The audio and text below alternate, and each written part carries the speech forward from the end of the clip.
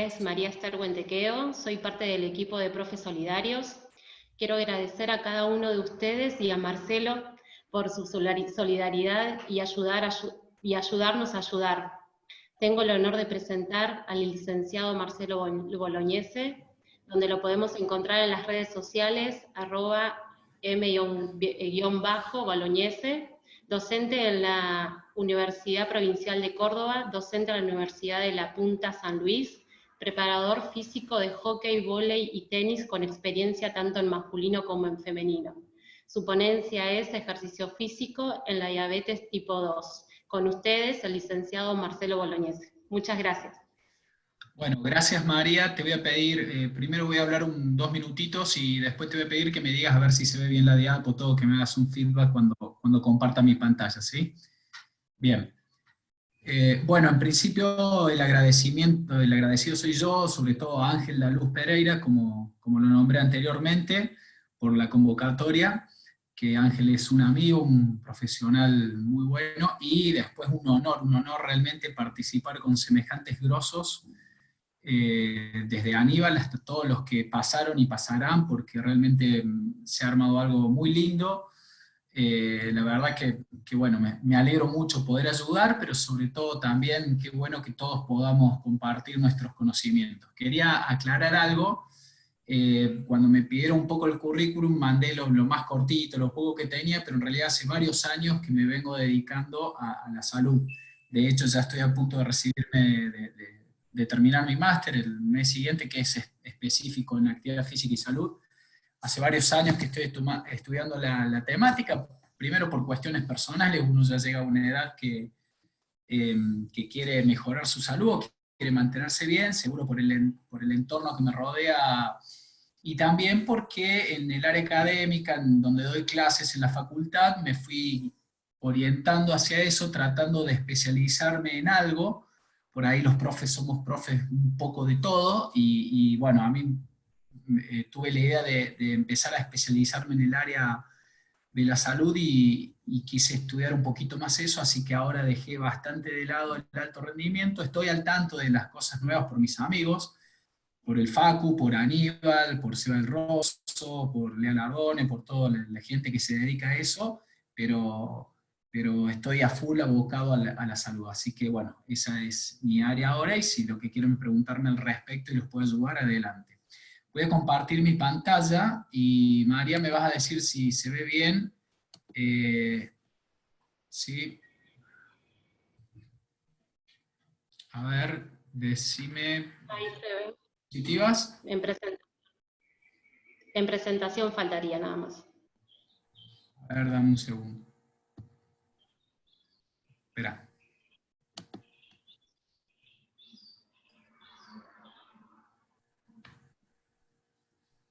Dame un segundo. Bien, vuelvo a compartir.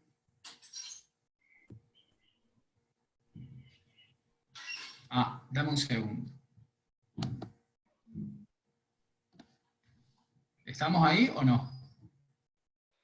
Ahí, genial, buenísimo. Se ve ¿Se ve muy bien. ¿Se ve la presentación? Sí, se ve. Muchísimas gracias Perfecto. a vos. Todo tuyo. Bueno, perfecto. Bueno, quise poner la foto de todos, porque realmente es un gusto compartir con estos monstruos.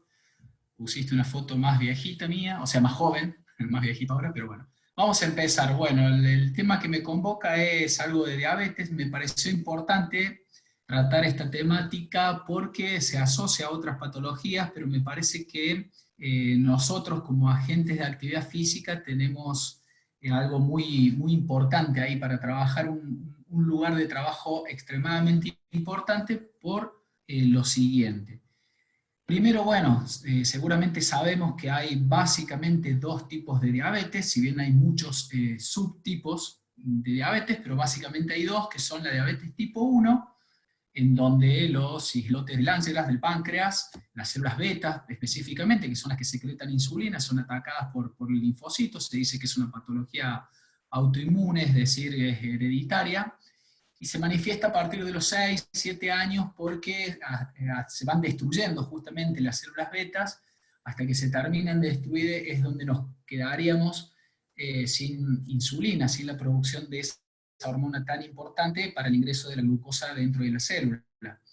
En esta patología nosotros como agentes de actividad física poco podemos hacer para la patología en sí. Sí podemos hacer mucho para mejorar su calidad de vida, mejorar los posibles problemas cardiovasculares que esa persona tenga, pero poco para la patología en sí. En cambio, para la diabetes tipo 2, que si bien hay varios subtipos, en la diabetes tipo 2 sí podemos hacer mucho, porque la problemática fundamental de la diabetes tipo 2 es que la célula no funciona, es decir, la insulina no funciona bien, porque la célula, de alguna manera, los receptores de membrana de la célula no captan esa insulina, o la insulina, para ser más preciso, específico, no prendería el switch del receptor para que la glucosa entre dentro de la célula, por ende nos quedamos con una alta cantidad de glucosa fuera de la célula, y el individuo padece diabetes, padece de hiperglucemia, pero producto no de un déficit de la insulina, sino más bien un déficit en la receptividad de esta insulina, en la acción de esta insulina. Muchas veces escuchamos a personas que son hiperinsulinémicas. ¿Por qué? Porque el páncreas empieza a secretar mayor cantidad de insulina cuando esta insulina no trabaja bien, o por ahí el diagnóstico es resistente a la insulina, previo a tal vez ser ya diagnosticado como diabético tipo 2, se nos dice que es resistente a la insulina, porque las células justamente resisten a la insulina, pero estamos en presencia de un futuro diabético tipo 2, sin lugar a dudas, si no es que ya lo es. Y esta patología es adquirida, es totalmente adquirida por hábitos alimenticios y por hábitos de vida sedentaria. Se desencadena en edades más adultas, aunque ya se están viendo hace tiempo que se está viendo que cada vez es más temprano la manifestación de esta patología, de esta diabetes tipo 2. Y en esta patología nosotros, como agentes de actividad física, somos una pieza fundamental, somos esenciales. La nutrición es muy importante, pero sin la participación nuestra, esta patología no se sobrelleva, esta patología nos lleva seguramente a una enfermedad mortal, ¿sí? ¿Qué es lo que sucede? Bueno, lo que ustedes ven en esta figura, en la parte de la derecha, es un músculo sarcopénico, ¿sí? En la primera figura, como ustedes ven ahí, en la primera parte de la figura de la derecha, la resonancia de un tejido muscular, ahí vemos un músculo que podría decirse que es bastante sano, y a medida que las figuras van bajando, fíjense cómo el músculo va perdiendo masa justamente, el proceso denominado sarcopenia, que no vamos a hablar aquí de esta temática, pero sí sabemos que es un proceso totalmente normal, natural, biológico, que nos pasa a través del tiempo, que se puede disminuir o evitar o retrasar, pero lo más importante es la infiltración de grasa intramuscular, y es eso lo que causa una resistencia a la insulina fundamentalmente. Como vemos aquí en la figura de la izquierda, en la gráfica, y específicamente las ceramidas, un determinado tipo de grasas que padecen estas personas que son extremadamente sedentarias, que tienen una mala alimentación, que tienen una ingesta alta en ácidos grasos, en triglicéridos muy saturados. Y esta mala alimentación y este sedentarismo es un círculo vicioso que fomenta la mayor sarcopenia fomenta la mayor infiltración de grasas, y el no recambio, acá hay algo que es fundamental, que es el no recambio de esta grasa intramuscular.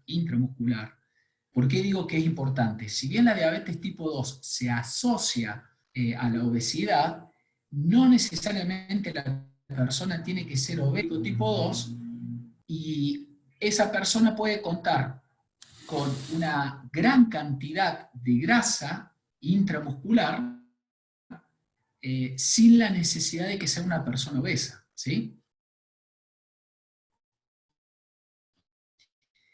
Entonces, tenemos a una persona con sarcopenia, tenemos a una persona con grasa infiltrada en el tejido muscular, y esa grasa que no se renueva, fundamentalmente la ceramida, de alguna manera impide el ingreso de glucosa en la célula, disminuye el trabajo de una proteína fundamental, que es la GLUT4. Nosotros en el cuerpo tenemos una cantidad enorme de GLUT, distintas isoformas de la GLUT, una proteína de membrana que hace traspasar la glucosa dentro de la célula. En el músculo fundamentalmente tenemos a la GLUT4, y esta GLUT4 se ve inhibida por estos procesos, fundamentalmente por la grasa intracelular. Un detalle que me olvidé de decirles es que de cada uno es tipo 1, es decir, ¿por qué les dije que nosotros tenemos un gran trabajo acá? Porque vuelvo a insistir, de cada 10 personas que nos vamos a encontrar en la vida que son diabéticas, 9 aproximadamente son diabéticos tipo 2, en donde nosotros tenemos mucha más inferencia, ¿sí? Bueno, y esta grasa intramuscular inhibe los mecanismos de translocación de membrana de esta proteína muy importante que es la GLUT4. Esta es una esquematización, lo que ven en esta diapositiva, una esquematización, un esquema de varios procesos que se ven modificados, que se ven inhibidos en la célula, producto de tener mucha grasa intramuscular, producto de no recambiarse esta grasa intramuscular y producto de que la insulina fundamentalmente no trabaje bien. Nosotros en una célula tenemos una adipogénesis elevada, pero no crean que es una mala adipogénesis. En la gráfica que ustedes ven ahí es un incremento de los triglicéridos intramusculares que podrían servir como reserva energética para ser utilizados como energía si contamos con gran cantidad de mitocondrias. ¿Sí? Vuelvo a insistir, nosotros podemos tener, voy a explicar esto brevemente, nosotros podemos tener muchos triglicéridos intramusculares, pero son beneficiosos, o son buenos, podríamos decirle, porque podrían ser utilizados para proveernos de energía en gran cantidad, si es que tenemos gran cantidad de mitocondrias, y eso sí sería un buen mecanismo. También podríamos tener gran cantidad de triglicéridos que son malos, por decirlo de alguna manera, son contraproducentes para el buen funcionamiento de la célula, como vimos en la diapositiva anterior. Después tenemos otro mecanismo muy importante, que es la síntesis de proteínas. Hagamos o no hagamos pesas, nosotros estamos en continua síntesis y degradación proteica. Obviamente que si realizamos ejercicios de fuerza, hacemos pesas, esta síntesis de proteínas se va a ver aumentada. Esta molécula, ¿sí? Este mecanismo molecular por el cual se fomenta la síntesis de proteínas, dirigido en parte por la mTOR, la mammalian tarse phosphorampamicin, una molécula que lo que hace es dirigir en algún sentido la síntesis de proteína. Cuando tenemos mucha grasa intramuscular, producto del sedentarismo y la mala alimentación, esta proteína se ve inhibida y la síntesis de proteína cae. También tenemos un aumento de la síntesis de glucógeno si fuera una célula que funciona bien y si fuera una célula entrenada, y esto en situaciones de desentrenamiento, sedentarismo y gran cantidad de grasa intramuscular, esto cae. ¿Sí? Cae la síntesis de glucógeno, cae la síntesis de proteína, se aumenta la adipogénesis pero de manera negativa, una adipogénesis que interfiere con todos los mecanismos de estos mecanismos que estamos mencionando y los mecanismos de traspaso de glucosa dentro de la célula, y aumentan los mecanismos de apoptosis celular. ¿Qué es la apoptosis intracelular? Es un mecanismo de autodegradación de la célula, es un mecanismo de suicidio celular, podríamos decir, que es que cuando la célula comienza a funcionar mal, este es un ejemplo de una célula muscular. Esta célula muscular fundamentalmente hace síntesis de proteína, síntesis de glucógeno, metabolismo glucolítico, oxidativo, etc. Cuando todos esos mecanismos intracelulares comienzan a funcionar mal, se desencadena más rápido el mecanismo de apoptosis y esta célula se autodestruye, se elimina, se fagocita, ¿sí? Y empieza a funcionar mal. Mal la célula, mal el órgano, mal el tejido que está como se ven mostrados, dificultados por estos procesos de llenar de grasa intramuscular el músculo producto del sedentarismo y la mala alimentación, ¿sí? María, cualquier cosa hacemos un feedback si se escucha bien, si hasta ahora vamos bien. También tenemos varios estudios que hablan de la diabetes, del estrés oxidativo y del ejercicio físico, ¿sí? Esta relación. Y sabemos, según varios estudios, que el estrés oxidativo, que es justamente un desbalance entre producción de especies reactivas de oxígeno, que tiene obviamente el organismo y la célula, y la capacidad de defensa antioxidante que tiene el cuerpo, ¿sí? Es decir, cuando una persona está entrenada, sabemos que tiene gran capacidad de defensa antioxidante fundamentalmente. Por ahí se escucha que hay que tomar tal antioxidante o que tal vitamina es antioxidante o tal alimento, lo cual puede ser bueno, ¿sí? Comer está bueno, no voy a hablar de alimentación, de lo cual no manejo y no sé, pero está muy bueno comer alimentos antioxidantes, pero si nosotros no mejoramos los mecanismos propios del cuerpo de defensa antioxidante y esto se aumenta con el ejercicio físico, no nos daría tanto resultado, ¿sí? Y esto sabemos que está íntimamente asociado con la diabetes tipo 2. También con el envejecimiento, con algunas enfermedades, incluido el cáncer, pero fundamentalmente con la diabetes tipo 2. Entonces, es todo un círculo vicioso que recae en lo mismo. La diabetes tipo 2 está asociada a la sarcopenia, al incremento de triglicéridos intramusculares, al déficit en la síntesis de proteína, al déficit en la translocación de GLUT4 y entrada de glucosa, y al aumento de la apoptosis. Asimismo, al aumento de las especies reactivas del oxígeno, ¿sí? Que son oxidantes para el organismo y obviamente para esta organela tan importante como es la mitocondria. Bueno, en este sentido sabemos que lo mejor antioxidante es la buena dieta y el ejercicio sin lugar a dudas, ¿no? Bien.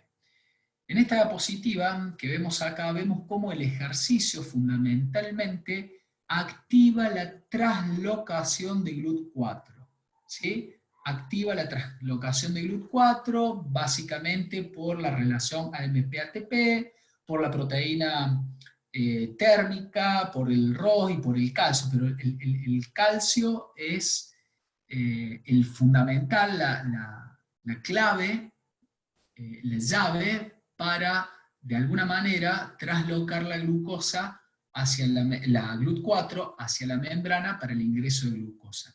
¿Sí? Si bien todos estos mecanismos son muy importantes para la activación de este traspaso, de esta translocación de la GLUT4 para que la glucosa entre, el calcio es uno de los más importantes y sabemos obviamente que el calcio se secreta con el ejercicio físico, cualquier tipo de ejercicio físico, ¿sí? Bien, acá tenemos algunos trabajos, discúlpenme que vaya tan rápido, estoy tratando de ir lo más rápido posible para dar argumento a lo que estoy diciendo, para la parte final poder avanzar un poquito con alguna propuesta metodológica, ¿sí? Bien, les traje algunas investigaciones para revisar, para ver, ¿sí? Por ejemplo, tenemos esta publicación en donde muestra cómo, acá es una micrografía sobre la translocación de esta proteína, de esta GLUT4, ¿no? Y muestra cómo el ejercicio agudo induce a esta translocación en sujetos que son entrenados, pero también en sujetos con diabetes tipo 2. Pero Sin embargo, fíjense en este trabajo de investigación, luego de haber hecho 2 horas de ejercicio al 75% del VO2, por ejemplo, ¿sí?, en sujetos entrenados o sujetos sedentarios, vemos cómo luego de 2 horas de ejercicio los sujetos entrenados secretan mucho más GLUT4 que los sujetos desentrenados. ¿Qué significa esto? Bueno, que también sucede lo mismo la translocación de GLUT4 en aquellos sujetos diabéticos tipo 2 o muy sedentarios, pero en menor medida. Obviamente que esto con el tiempo y a través de que nos vamos volviendo más entrenados, esto debería mejorar. ¿Sí? El entrenamiento aeróbico, si nosotros pensamos en hacer un entrenamiento aeróbico para un sujeto diabético tipo 2, sedentario, y pensamos solamente en la GLUT4, y pensamos que no hay tanta translocación de GLUT4 con el entrenamiento aeróbico, estaría bien pensarlo, pero ¿por qué deberíamos abordar, por lo menos en una primera instancia, el ejercicio aeróbico? Por esto que ustedes ven acá. Fíjense que el ejercicio aeróbico disminuye, fíjense la figura de abajo, las 2 columnas de abajo. ¿Qué dice? Ceramidas. ¿Se acuerdan lo que vimos recién? ¿Se acuerdan la diapositiva que vimos hace un rato? Cómo la ceramida era un tipo de grasa que era la principal que de alguna manera modificaba o dificultaba el traspaso o interfería con el traspaso de la GLUT4. O sea que realizar ejercicios aeróbicos para disminuir en una primera medida los diacilglicéridos, como vemos aquí arriba, o las ceramidas, como vemos aquí abajo, sería muy importante en el diabético tipo 2. Después vemos cómo lo hacemos, pero por lo menos sería importante. Otro dato importante es que los ejercicios de bajo volumen y alta intensidad reducen la hiperglucemia y también está demostrado que aumenta la GLUT4 en diabéticos tipo 2. Ergo, ejercicio intermitente. ¿Sirve el ejercicio intermitente para un diabético tipo 2? Sí, sirve y mucho. ¿Lo puede realizar el diabético tipo 2? Es una pregunta que nosotros nos debemos hacer como entrenadores. ¿En qué condiciones está? ¿Cuál es el medio que voy a utilizar para realizar, por ejemplo, un ejercicio intermitente en este diabético tipo 2? Lo que queda claro, también mostrando esta investigación, es que la GLUT4 también sube con el ejercicio de bajo volumen y alta intensidad tipo HIIT, un ejercicio tipo intermitente. Este es un trabajo, discúlpenme que va a ser tan rápido, pero el tiempo es corto y quiero argumentar lo máximo posible. Este es un trabajo para mí muy interesante porque, insisto, nosotros nos basamos en trabajo científico para fundamentar nuestro trabajo, pero también para pensar, para razonar, para hacer un diseño metodológico que sea óptimo según la persona que tengamos enfrente. En este trabajo lo que se hizo fueron 6 semanas de entrenamiento de la fuerza unilateral, y esto es lo más interesante de los trabajos que son en la misma persona, ¿no es cierto? Cuando yo hago un trabajo en la misma persona y, por ejemplo en este caso, una extremidad inferior me sirve de control y la otra es la variable interviniente, digamos, la otra la entreno, tengo todas las variables que pueden intervenir en mí controladas, porque la alimentación influye igual, todo lo que influye de manera extra influye de la misma manera. ¿Qué se encontró? Se hizo prensa de piernas, extensiones de rodillas, flexiones de rodillas, se hizo trabajo de una pierna, y la otra pierna sirvió de control. Y los resultados revelaron que el entrenamiento de fuerza unilateral bajó la tasa de glucemia de forma general, pero el incremento de la GLUT4 se dio en la pierna entrenada. O sea, la modificación de aumentos de GLUT4, de esta proteína tan importante, se dio en la pierna entrenada, lo cual a nosotros como entrenadores nos hace pensar de que tenemos que tratar de trabajar la mayor cantidad de músculos posibles en el diabético, porque en cada músculo que trabajemos, por pequeño que sea, se va a aumentar la cantidad de esta proteína tan importante. Vuelvo para atrás. Trabajo aeróbico de forma general, trabajo de fuerza de forma local, perfecto. Cualquier trabajo de fuerza sirve, cualquier trabajo aeróbico sirve, dependiendo de las condiciones, pero por lo menos esto es un dato importante de trabajar de manera localizada la mayor cantidad de grupos musculares posibles por el incremento particular local de GLUT4. Pero además también hay un detalle no menor, que es cuando yo trabajo la fuerza de manera localizada, el compromiso cardiovascular es menor. ¿Por qué? Obviamente, si trabajo la fuerza del bíceps, por ejemplo, puedo comprometer en alta intensidad o con distintas metodologías el bíceps, pero no comprometo tanto el sistema cardiovascular, lo cual para un diabético tipo 2 podría estar un poco comprometido, podría estar en riesgo según su patología, ¿sí? Otro trabajo que muestra el entrenamiento de resistencia y entrenamiento de sobrecarga para la sensibilidad a insulina, un grupo lo paso rápido. Acá tenemos otro trabajo más que, no, es el mismo trabajo, 51 mujeres, 18 a 35 años, mujeres no obesas en este caso, pero un grupo hizo aeróbico, otro grupo hizo fuerza. Un trabajo común aeróbico y un trabajo común de fuerza, un grupo control, ¿sí? Fíjense que tanto el grupo Endurance Training, que es resistencia, como el grupo de Resistance Training, que es fuerza, los dos grupos mejoraron la sensibilidad a la insulina, ¿sí? Es decir, ya sabemos que tanto los trabajos de resistencia por un lado, como los de fuerza por otro lado, mejoran la sensibilidad a la insulina, disminuyen la hiperglucemia y mejoran la GLUT4. Aunque no quería dejar de nombrar este trabajo ya bastante viejo, pero es muy interesante porque este señor, Sven Nast, tengo este trabajo, para el que lo quiera me lo pide, encontró de que la traslocación de GLUT4 decrecía, disminuía con trabajos excéntricos, ¿sí?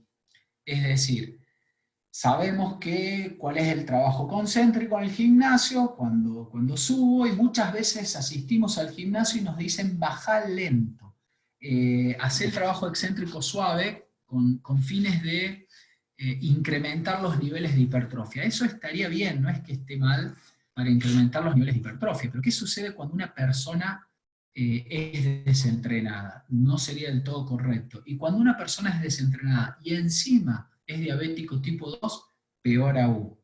Yo no estoy diciendo que no hagamos el trabajo excéntrico porque sería imposible ir al gimnasio y no hacer la fase negativa del gimnasio, pero por lo menos no hacerlo con alta intensidad y no hacerlo de manera lenta y controlada, porque eso generaría una falta de traslocación de GLUT4 dentro de la célula muscular, ¿sí? Buscando un poquito más, hurgando un poquito más, porque este tema me llamó mucho la atención, encontré algunas investigaciones nuevas del 2016-2017 que hablan exactamente de lo mismo.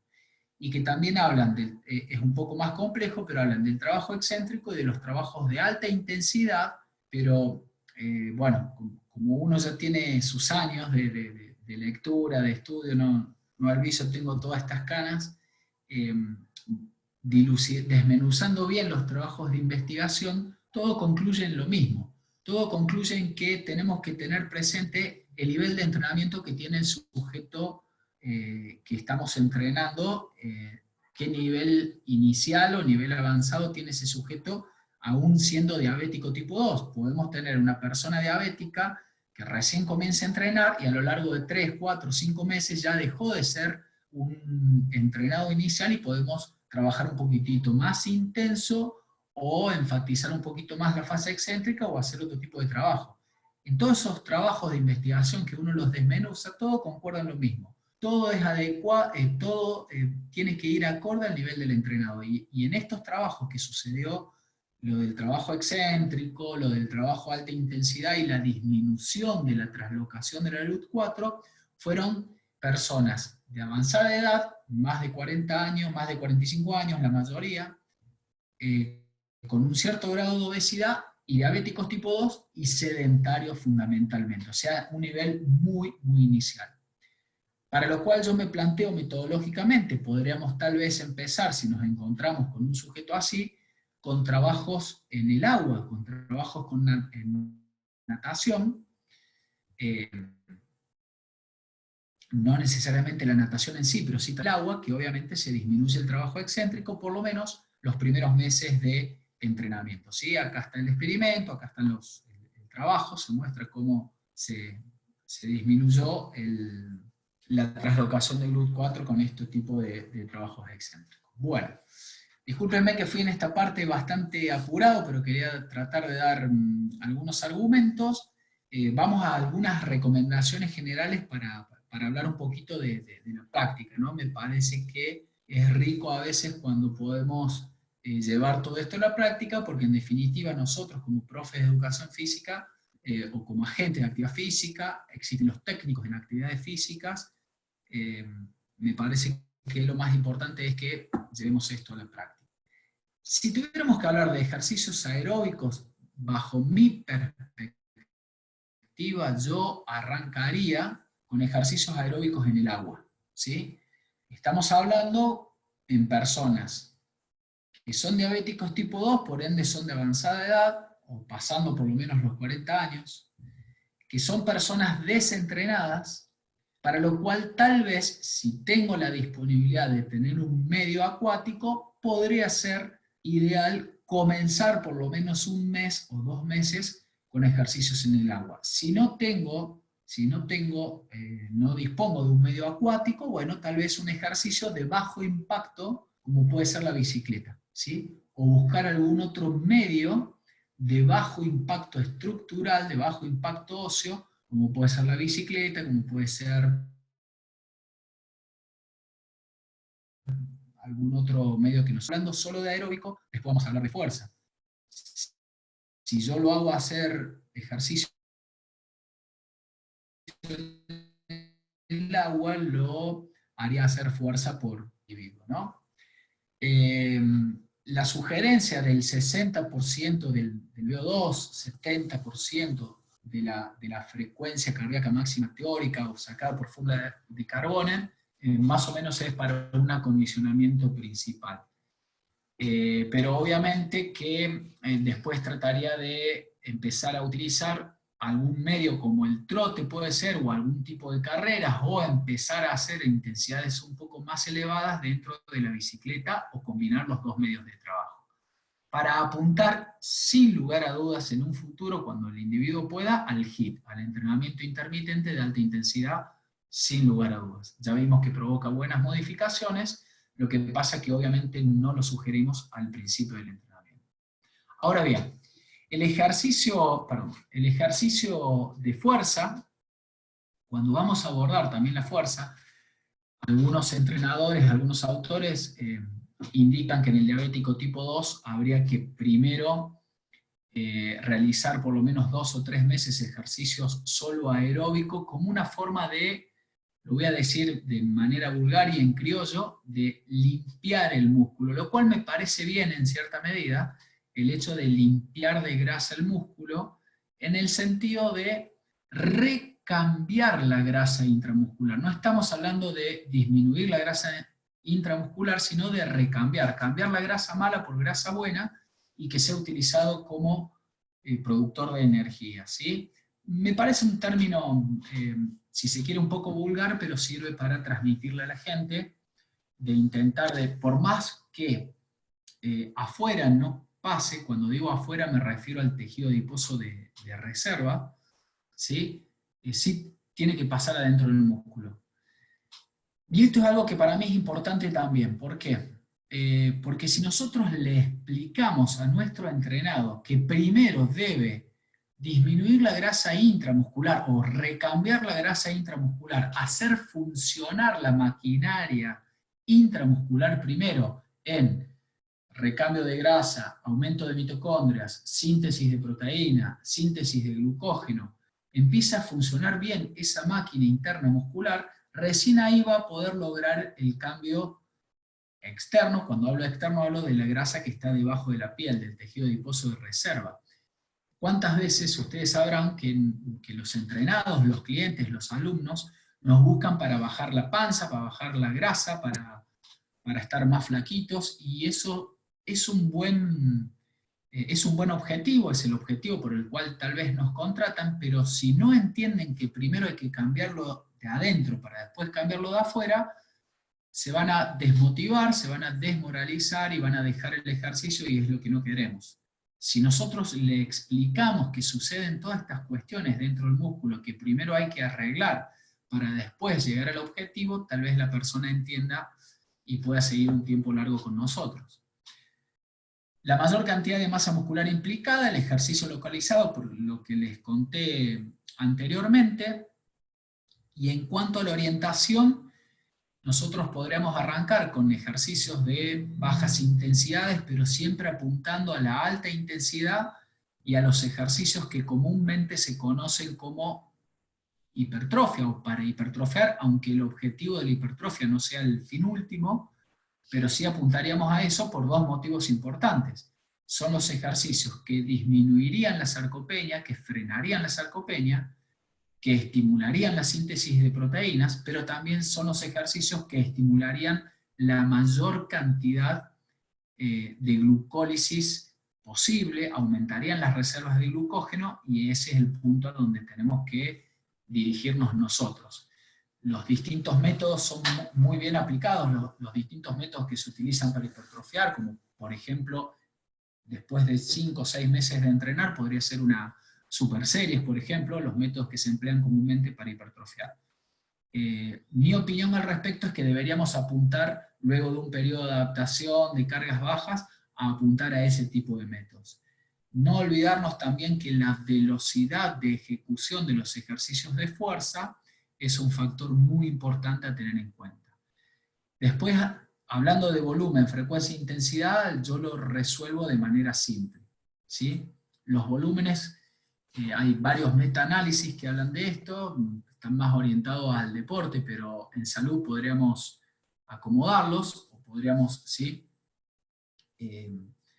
Aplicarlos, digamos, orientarlos hacia la salud con volúmenes medianos. Estamos hablando de personas que son más bien grandes en edad, en el sentido de que cuál es la problemática que tendríamos por más que esa persona sea entrenada. La recuperación. Nosotros cuando avanzamos en edad, los tiempos de recuperación son más lentos, con lo cual tal vez una frecuencia de 2 veces por semana, full body, todo el cuerpo, sería suficiente, un volumen bajo, entre 5 y 6 series como máximo por grupo muscular, no más, y las intensidades ir desde abajo hacia arriba incrementándola cada vez más para lograr lo que habíamos dicho anteriormente. Entonces, de esa manera podremos hacer un trabajo de fuerza de 2 veces por semana, combinado con un trabajo aeróbico de 2 veces por semana también, ¿sí? Una mínima propuesta de decir, empezamos con ejercicios de fuerza en circuito local y a baja intensidad, y un detalle importante, seriado si tiene complicaciones cardiovasculares. Va de nuevo. Es decir, yo tengo dos formas de hacer el circuito. Yo trabajo un músculo, por ejemplo el pectoral, luego paso al dorsal, luego paso a la zona media, luego paso al brazo, al bíceps, luego al tríceps, luego al cuádriceps, etc. Eso es un circuito general, termino el circuito y puedo volver a comenzar el circuito. ¿Sí? Eso es un circuito general. Ahora, el circuito seriado es cuando nosotros hacemos 1 o 2 o 3 ejercicios de una determinada zona, por ejemplo los brazos, bíceps, tríceps y deltoides tal vez, a baja intensidad, ¿sí? Y hacemos ese circuito local, luego pasamos a otra zona local. ¿Por qué? Porque generalmente el diabético tipo 2 tiene problemas cardiovasculares. Y si nosotros hacemos un circuito más general, la redistribución del flujo sanguíneo entre miembros superiores y miembros inferiores podría comprometer el aparato cardiovascular. Por eso tal vez sugerimos un circuito local en personas muy sedentarias que tal vez tengan algunos problemas cardiovasculares. Luego de esos circuitos locales y de baja intensidad, tal vez empezar a pasar a las 10-12 repeticiones, pero sin forzar esa intensidad de 10-12 y con una velocidad muy controlada, sin enfatizar la fase excéntrica. Luego se puede empezar a forzar un poco más la intensidad y no dejar de lado la velocidad de ejecución, ir incrementando la velocidad de ejecución también. trabajar la mayor cantidad de músculos posibles, por lo que habíamos dicho anteriormente, sobre todo el tren inferior, 2 veces por semana, y evitar las contracciones excéntricas importantes, ¿sí? Bueno, se me secó la lengua. Ahí dejamos de compartir, ¿no? María, Ángel, ¿se pudo escuchar? Ángel, María, ¿se me escuchan?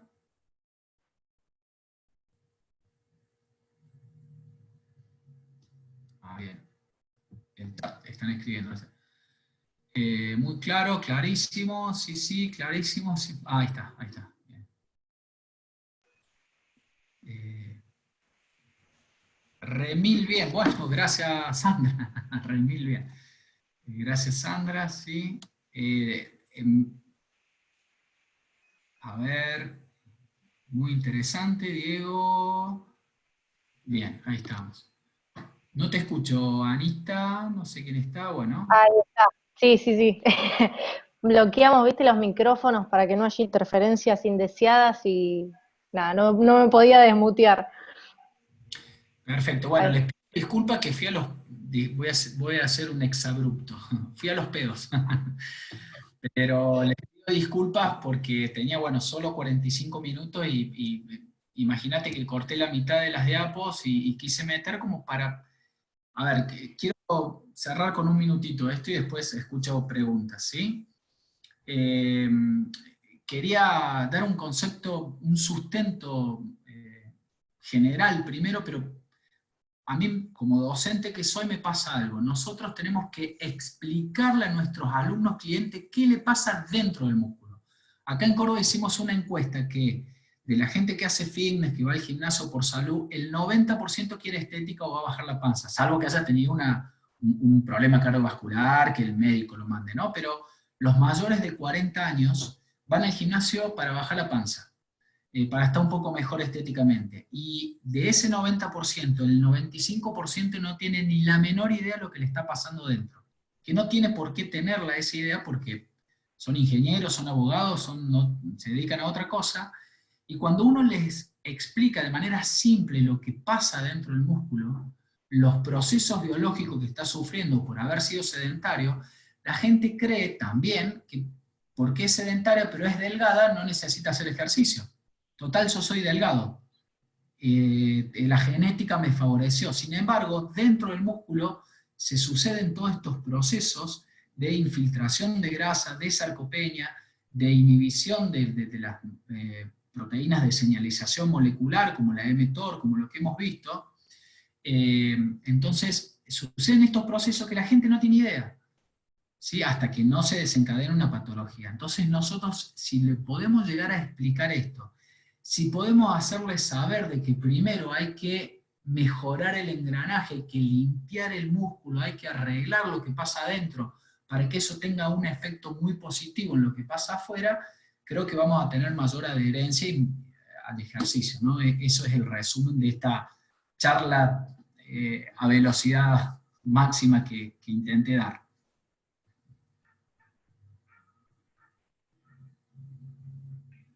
Muy bien. Preguntas para Marce. A ver si hay, a ver si quedó alguna rezagada por ahí. No, estamos bien. Yo igual. Mirá, acá tenemos una. Marcelo, los entrenamientos para diabéticos sanos, sin sobrepeso, sin ser sedentarios, etcétera, los entrenamientos serían iguales. Vos me estarías hablando, Franco, de un diabético tipo 1, creo, ¿sí? Total, los entrenamientos para diabéticos tipo 1, porque no concibo un diabético, claro, bien, diabético tipo 1, no concibo un diabético tipo 2 sano. Es diabético tipo 2, no está sano seguro. Diabético tipo 1 sí, conozco, son muchos, no todos, pero muchos son muy sanos, entrenan muy bien, y tengo un amigo personal que es diabético tipo 1 que hace hipertrofia, y no tengo acá, pero te mostraría la foto de los músculos que tiene y lo bien que ha desarrollado su hipertrofia. Totalmente, totalmente. El único consejo que te daría es que se ve un poquito dificultada la recuperación, con lo cual lo tendremos que tener en cuenta, darle un poquito más de tiempo en la recuperación, por ejemplo, ¿sí? Facu, profe, combinar entrenamiento de fuerza y resistencia en una misma sesión para este diabetes tipo 2, lo mejor que hay, lo mejor que podría ser. Combinar entrenamiento de fuerza y resistencia. No me pude extender a hablar de eso, pero da muy buenos resultados. Yo haría en un principio primero fuerza y después resistencia, sin lugar a dudas. En el tema del entrenamiento concurrente, se habla mucho hoy en día, conozco bastante del tema. Para ser simples, en una persona que no tenga esta patología, si el objetivo de esa persona sería más la hipertrofia que la reducción de tejido adiposo, yo tal vez haría trabajo aeróbico primero y luego fuerza. Si en esa persona el objetivo sería más la reducción del tejido adiposo que la hipertrofia, yo haría primero fuerza y después el trabajo aeróbico, ¿sí? Pero en este caso,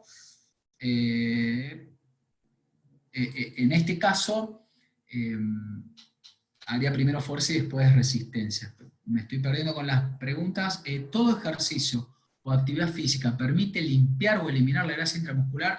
Excelente, Seba, sí, tal cual. Lo que pasa es que podríamos ser un poco más específicos. Te diría que los ejercicios aeróbicos se ha denostado en nuestro país porque nosotros, discúlpenme que diga esto, pero en Argentina somos o de Boca o de River, o blanco o negro, o macrista o kirchnerista. No podemos estar en la línea del medio.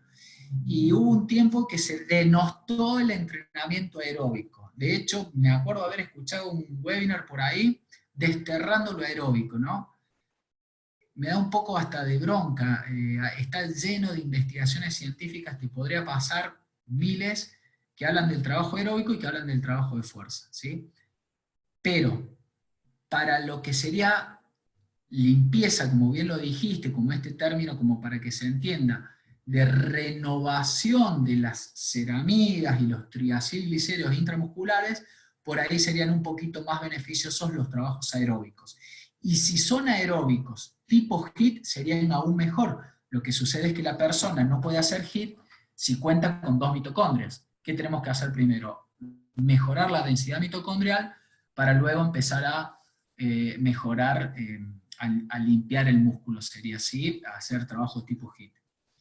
Hay estudios de este campo vinculados a la patología como el cáncer, muchísimos, Dama y Javi, muchísimos, sí. De hecho, yo no lo quise mencionar y estoy leyendo bastante el tema, pero el tema de acelerar la apoptosis, el tema de aumentar y acelerar la apoptosis, tendría una relación con el cáncer, ¿sí? Eso por un lado. Y por otro lado, el hecho de la inflamación que se provoca, inflamación crónica de bajo grado, que es un tema del cual no hablé, pero ustedes hoy con el tema de la pandemia, el COVID, han escuchado hablar de la PCR, ¿sí? Los test de PCR. PCR es la proteína C reactiva que se eleva cuando nosotros tenemos un proceso inflamatorio, y en los diabéticos tipo 2 la PCR está aumentada, independientemente del COVID, de esta patología. La PCR está aumentada en el diabético tipo 2, mostrando ya inflamaciones crónicas de bajo grado, que son inflamaciones que se dan intracelulares, que modifican todo su mecanismo, su funcionamiento, y hacen de que eso se degenere esa célula y pueda tal vez terminar en un cáncer o algo. Pero bueno, hablar de esto sería bastante complicado, no lo podría resumir en pocos minutos, ¿no? A ver, espérenme un segundito que no me pierdo, acá me quedó uno. Combinando fuerza y resistencia reduce excelente la adiposidad abdominal. Reduce la grasa visceral, que es muy importante, pero nosotros lamentablemente no podemos elegir una zona. Yo no te puedo decir, reduce los flotadores, reduce la zona del rollo que tengo aquí abajo, no te puedo decir eso porque, lamentablemente, porque no podemos elegir la grasa extramuscular, o sea, la del tejido adiposo de reserva, no podemos elegir de dónde la sacamos, ¿no? Por más que hagamos 200.000 millones abdominales, no bajamos esa zona, o el brazo no, pero sí el ejercicio de fuerza como resistencia reduce la grasa visceral, que es muy perjudicial para la salud, ¿sí? Y quiero agregar que aún personas delgadas pueden tener mucha grasa visceral, a diferencia de personas con un poco de sobrepeso pero entrenadas. Personas con sobrepeso pero entrenadas tienen menos grasa visceral que personas delgadas, desentrenadas o sedentarias, ¿sí? Profe, pero si los trabajos aeróbicos son catabólicos y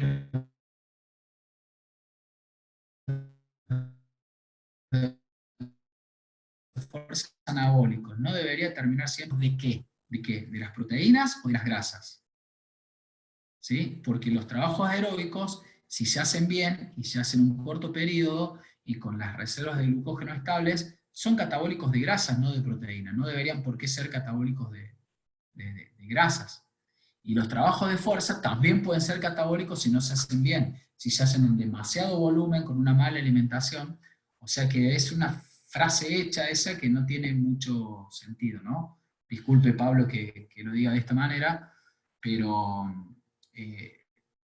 insisto, podremos hablar en otro momento, pero las sugerencias son, si el objetivo de mi entrenado es reducir el tejido adiposo, servirían más los trabajos de fuerza primero y luego aeróbicos, y si el objetivo principal de mi entrenado sería mantener la masa muscular, pero marcar también, o mejorar la masa muscular, sería tal vez más adecuado primero trabajos aeróbicos, pero depende de cómo y cuánto. Un corto periodo de tiempo a moderada intensidad para luego hacer los trabajos de fuerza, ¿sí? Pero eso ya le puedo decir, Pablo, que no es así, ¿sí? No es que los trabajos aeróbicos sean siempre catabólicos o los trabajos de fuerza siempre anabólicos, y no debería terminar siempre con trabajo de fuerza de ninguna manera, depende del caso. Bien, ¿alguna pregunta más? Hay un nuevo mensaje.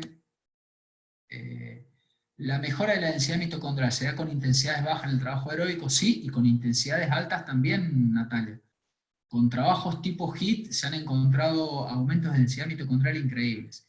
Y en solo 4 semanas se duplica la densidad mitocondrial, ¿sí? Lo que pasa es que tenemos que ver si la persona lo puede hacer. Guido, en diabéticos tipo 2, ¿tendría que haber una relación entre los entrenamientos de endurance, resistencia a la misma intensidad? ¿Esto mejoraría su rendimiento físico? Deportistas de élite. No entiendo bien la pregunta, Guido. Es difícil que un diabético tipo 2 sea deportista de élite. Es casi imposible, le diría. Sí, diabético tipo 1 puede ser, pero diabético tipo 2, muy difícil. ¿Sí? Pero endurance y resistance sería fuerza, claro. De la misma intensidad podría llegar a ser. ¿Sí? Sí, Ignacio, mire, si le escribe a Ángel, Ángel me pide a mí, yo le mando a Ángel y le puede brindar, o me escribe a mi correo particular, no tengo problema, pero le puedo brindar a Ángel, así les reporte a todos, ¿sí? Tengo bastante, tengo muchísimo sobre eso, ahí les paso mi mail, ¿sí? Buenísimo, Marce. Buenísimo. Con la garganta seca. No suelo hablar así tan rápido, sino que, bueno, digo, tengo solo 1 hora, vamos al palo. No, pero se te escuchó muy bien y lo importante es que me parece que los conceptos quedaron claros, así que infinitas gracias. Ahí ya irá preparándose Lea, que debe andar ahí dando vuelta. Ahora viene Lea Lardone, un grande. Mirá que para exponer último de todos los gigantes que estuvieron exponiendo, tenés que ser muy bueno. Muy bueno. Y todos sabemos que Lea está a la altura de la situación.